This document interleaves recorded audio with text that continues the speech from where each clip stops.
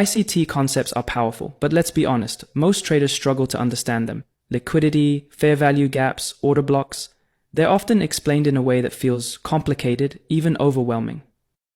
In this video, you'll finally understand the core of smart money trading, broken down simply.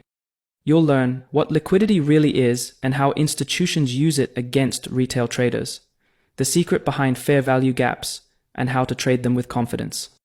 The power of three, and how smart money sets traps before big moves. How to spot and trade valid order blocks like a pro. And most importantly, how to apply these concepts using real chart examples step by step.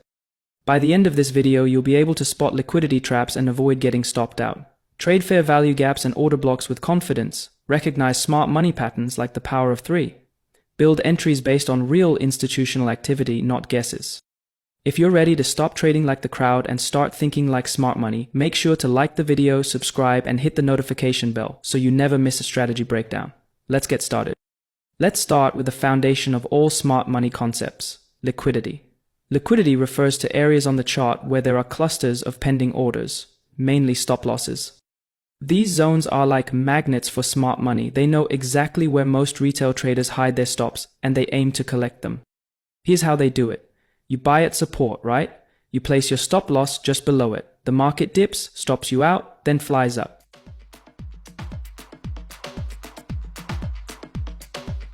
Sound familiar? That's not a coincidence. That's a liquidity hunt, and it's how price is engineered, not random. To trade like smart money, you need to identify where liquidity is resting. ICT breaks it down into two categories. The first type is buy-side liquidity. Buy-side liquidity refers to buy stop orders, and these are typically placed above price, above previous highs, weekly or daily highs, or above equal highs. Why are they up there? Because traders who are short want to protect their positions. They place stop losses above swing highs. Breakout traders also place buy stops to catch a move higher. Smart money knows this, so they push price just above these highs to trigger those stop losses, fill their own sell positions using that spike in demand and reverse the market. This is what's called a buy-side liquidity grab. Now let's flip the script. Sell-side liquidity comes from sell stop orders and they rest below price, below previous lows, weekly or daily lows or under equal lows. Long traders place stop losses below key support. Breakout traders place sell stops to catch a breakdown. Smart money sees the same thing. So what do? Push price below support, trigger those stops, fill their buy positions using that flood of sell orders, and reverse the market upward. This is the essence of a sell-side liquidity grab. Now that you understand how liquidity works, let's take a closer look at two common liquidity traps you've probably seen before. Let's start with a buy-side liquidity trap. Take a look at this chart example. The market is in a range. You see a clear resistance level, looks like the perfect spot to go short. So you enter a sell trade, placing your stop just above resistance. Meanwhile, breakout buyers are stacking buy stops above the same level, expecting a bullish breakout. But guess what happens? Price suddenly spikes above resistance, stops out the sellers, and triggers the breakout buys. Then it snaps back inside the range. Both sides are wiped out. That entire move, it was just a liquidity sweep, a classic buy-side stop hunt in a range-bound market. Alright, now let's break down a sell-side liquidity trap. Here's what it looks like. The market is trending down. You spot a solid support level. You go long, expecting a bounce. Stop losses below support, of course. At the same time, breakout traders are stacking sell stops below that level, betting on a breakdown. Price breaks down, triggers both sets of orders, then reverses back up.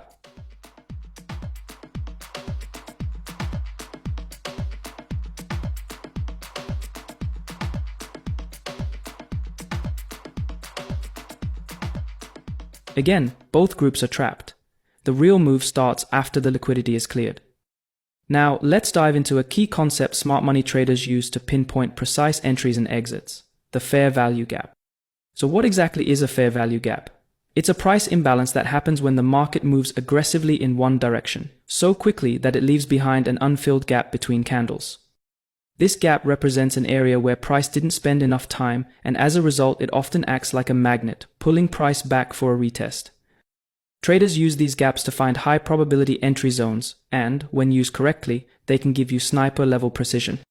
To spot a fair value gap, Start by looking for a sequence of 3 consecutive candles. You're looking for a strong middle candle, one that clearly moves in one direction, sandwiched between 2 smaller candles. Here's the key. If the high of the first candle and the low of the third candle do not overlap with the middle candle, then a gap exists. That space between the first candle's high and the third candle's low is what we call the fair value gap. Once you find it, draw a rectangle over that zone on your chart. That's your area of interest. This works both ways. In bullish setups, the gap is created as price pushes upward. In bearish setups, the gap appears as price drops rapidly. Just remember, if there's no gap between the first and third candles, there's no valid fair value gap, no matter how large the middle candle is. Let me share 4 practical tips I use to filter out the noise and focus on the best setups. Tip number 1, use only unmitigated gaps. The best fair value gaps are fresh, meaning price hasn't returned to test them yet. Once price comes back and touches the gap, that zone is considered mitigated. Its edge weakens. So if you spot a fair value gap that has already been retested, it's better to skip it. Also, watch out for price that retraces too deep. If it closes inside or below the gap, the setup becomes invalid. Ideally, you want price to tap the gap, respect it, and bounce. Tip number 2, size matters. Larger fair value gaps generally offer stronger setups. Why? Because a wider gap indicates a more aggressive imbalance between buyers and sellers, which makes it more likely that price will revisit and react from that zone. When you have multiple fair value gaps on the same chart, prioritize the bigger ones. Tip number 3, watch out for fair value gaps near major levels. Here's a common trap. You spot a beautiful fair value gap, but it forms right underneath a major resistance level. That's a red flag. Why? Because price may reach that resistance, reject hard, and invalidate your fair value gap. It's always smart to check your surroundings. Avoid fair value gaps that appear too close to obvious barriers like support and resistance. Tip number 4, focus on fair value gaps that form right after a break of structure. Some of the most reliable fair value gaps form right after a break of structure. When price breaks a key level and immediately leaves behind a fair value gap, that zone becomes a high probability area for smart money to re-enter. The first retest of this fair value gap often triggers a strong reaction. Now let's move on to another powerful ICT concept, the power of 3. The power of 3 is a smart money trading pattern that segments price action into 3 key phases: consolidation, manipulation, and acceleration. Let's start with the first phase, consolidation. During the consolidation phase, smart money begins quietly building positions while price moves sideways within a tight range. To the average trader, the market looks indecisive or stagnant, but in reality, this phase is critical. It lays the foundation for the next major move. This is the first stage in what's often referred to as the power of 3. Next comes the manipulation phase, where the market fakes a breakout to the downside or upside. This move is designed to trap retail traders by triggering stop losses and luring in breakout traders. It's a classic liquidity sweep, engineered to collect orders from unsuspecting participants. A liquidity sweep typically occurs when price dips below a clear support level and then snaps back into the range. This false breakout isn't a true shift in trend, it's a smart money tactic to gather liquidity before the real move begins. Once enough liquidity has been captured, smart money drives price rapidly in the opposite direction. This sharp move is known as the acceleration phase. This final phase is where momentum kicks in. And this is your opportunity to enter after the trap with the institutions. Catch this acceleration and you're no longer chasing the move, you're riding it. That was the bullish version of the power of 3. Now let's break down the bearish version. This one plays out at the end of an uptrend, a setup for downside momentum.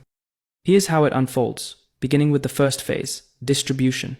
Price consolidates, forming a tight range, but behind the scenes, smart money is offloading their long positions, selling into strength while retail buyers pile in. Next comes the manipulation phase. Price suddenly breaks above the range, triggering breakout entries and stop losses from short sellers. Retail thinks it's a continuation, but it's not. It's another trap. Price quickly returns inside the range, revealing the move for what it was, a liquidity sweep.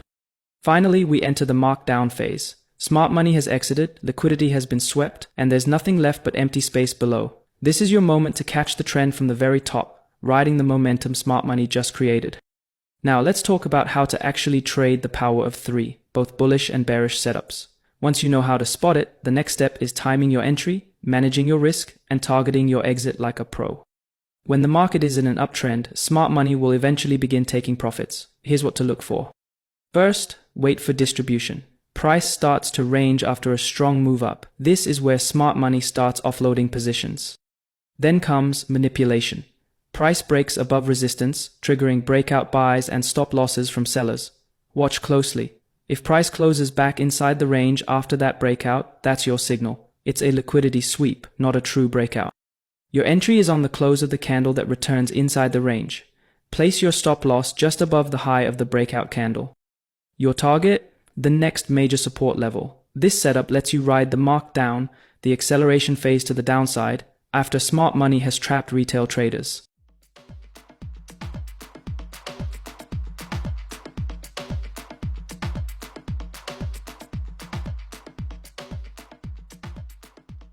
When the market is trending down, smart money eventually looks for a place to start buying.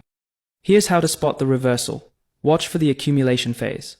Price begins to range after a strong downtrend. Then comes the liquidity grab. Price drops below support, triggering sell stops and drawing in breakout sellers. If the next candle closes back inside the range, that's your entry signal. The trap has been set. Smart money is loading up. Enter at the close of that candle. Set your stop loss just below the recent swing low. Aim for the next significant resistance level as your target. This is your chance to catch the markup, the explosive move upward powered by institutional momentum.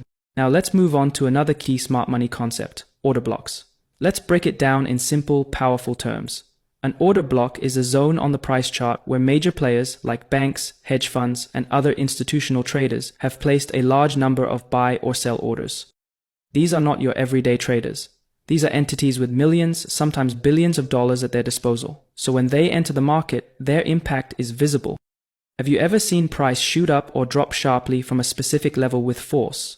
That sudden move is often not random. It's the footprint of smart money, and the zone where that move originated is what we call an order block. There are two main types. A bullish order block is formed when institutions place large buy orders, pushing price upward. A bearish order block happens when they unload large sell positions, causing price to drop. Once these zones are formed, they become areas of interest. Why? Because price often comes back to revisit them. It's as if the market wants to test whether those big players are still interested in defending their position. And for us, that retest can offer a high probability entry. For instance, if price returns to a bullish order block and shows signs of strength, entering a buy trade from that zone can lead to solid profits, because you're aligning yourself with the same level where the pros previously stepped in. Order blocks might look like support and resistance at first, but the difference is huge. Let's break it down. At first glance, order blocks might look a lot like your typical support and resistance levels. After all, both highlight areas where price reacts. But once you understand how they work, you'll see they're very different beasts. Let's look at three key differences that set them apart. Support and resistance zones form after price rejects a level multiple times. For example, if price bounces off a level once, then again later, that repeated rejection gives us a reason to draw a support or resistance line. But order blocks? They're not based on rejection. They're born from aggressive moves made by big players. If you see a strong impulsive price move away from a level, that's your clue. That area becomes an order block, because smart money likely entered the market there. Support and resistance are usually represented by horizontal lines. Sometimes traders expand them into narrow zones, but they're still fairly thin. Order blocks, on the other hand, are marked as thicker zones. They represent a cluster of institutional activity, not just a line in the sand. This wider area reflects where orders were stacked, not where price just touched and bounced. Support and resistance levels can be respected again and again. Price might bounce off a strong support level 5 times over weeks. Order blocks don't work that way. They're more like a one-time window of opportunity. Once price revisits an order block and reacts, that area often loses its power. Why? Because the original orders that caused the move have likely been filled. The smart money has done its job and moved on. Before you can use order blocks in your trading strategy, you need to know how to spot the right ones. Let's walk through the 3 essential rules that define a valid order block. These aren't optional, they're the backbone of this strategy. Rule number 1, there must be an imbalance, also known as a gap or inefficiency. Not every strong move marks an order block. What sets a valid one apart is imbalance. A stretch in price where there wasn't enough time or liquidity for the market to trade fairly. You'll often spot this as a gap between candle wicks. Let's break it down. Imagine 2 price moves that look almost identical. Both push upward strongly. But in one there's a clean space, a gap. between the high of one candle and the low of the next few. That gap is an inefficiency. It shows the market moved so fast, orders weren't fully matched. Only the move with this imbalance can be considered for an order block. To draw it, take the last candle before the imbalance appears and draw a rectangle from the wick high to wick low. That's your zone. Rule number 2. The order block must be untouched. In other words, it has to be unmitigated. Order blocks don't last forever. In fact, they're usually one-shot opportunities. If price returns to the zone, even if it's just a wick tapping it, that order block is no longer valid. It's been mitigated. Why? Because the orders that were sitting there have likely been filled. Smart money has already acted. So when you draw an order block, keep your eye on it. The moment price touches it, consider it used and move on to the next setup. Okay, rule number 3. There must be a break of structure or a change of character to confirm the order block. This is the most important part. Without it, all you've got is a guess. A valid order block must lead to a shift in market structure. That means if the trend is up, the price should break above a previous high. If the trend is down, it should break below a previous low. If the trend flips direction entirely, it should show a change of character. Here is an example. You could say, here, the market made a strong move down, and we can clearly see an imbalance, so this looks like a potential order block.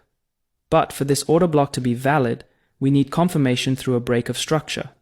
Specifically, a breakout below the previous support level. Now, look at what happens next. The market breaks below that support, which confirms the order block as valid. And once price retraces back into the order block, it gets rejected and continues moving down. Now look at another example. This time, the market moves up and breaks market structure. As you can see, here's the first imbalance, so we draw our first order block. Then we notice another imbalance forming higher, so we mark a second order block. What's important is that this second order block aligns with a previous resistance level, which adds confluence and increases the probability of a strong reaction. Watch what happens next.